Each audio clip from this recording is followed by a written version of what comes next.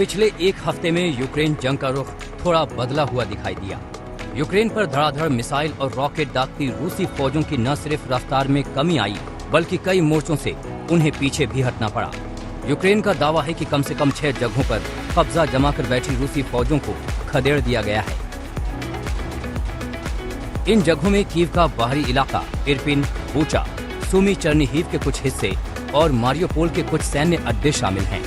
इनमें से ज्यादातर जगहों पर रूसी और यूक्रेन फौजों के बीच भीषण जंग के दावे हैं, जिसके नतीजे के तौर पर रूस को पीछे हटना पड़ा।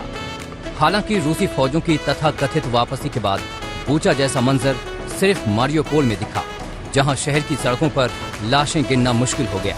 हालांकि रूस का दावा कुछ और है। जंग के 1 महीना पूरे होने पर रूस ने कहा था कि यूक्रेन में उसके स्पेशल ऑपरेशन का पहला चरण पूरा हो गया और अब उसका सारा फोकस डोनेत्स्क और लुहांस्क की आजादी है। लिहाजा उसकी फौजें खुद ब खुद बाकी मोर्चे खाली कर रही हैं। ज़ेलेंस्की रूस के इस दावे पर भी हमलावर हैं। यूक्रेन जंग के कुछ आंकड़े ऐसे हैं जिन्हें रूस देखना सुनना नहीं चाहता। बूचा नरसंहार में 400 लोग मारे गए। कीव से 200 लोग लापता हैं। होस्टोमेल से 400 लोग लापता। मारियोपोल में 1,20,000 लोग फंसे। माइकोलेव हमले में 12 लोगों की मौत। एक सच्चाई ये भी है कि बूचा में कत्लेआम की तस्वीरें सामने आने के बाद रूस जबरदस्त दबाव में है। पुतिन और उनकी मंडली को दुनिया के सामने ये जवाब देना मुश्किल हो रहा है कि अगर उनकी फौजें यूक्रेन में स्पेशल ऑपरेशन चला रही थीं, तो बूचा में ये नरसंहार क्यों किया गया।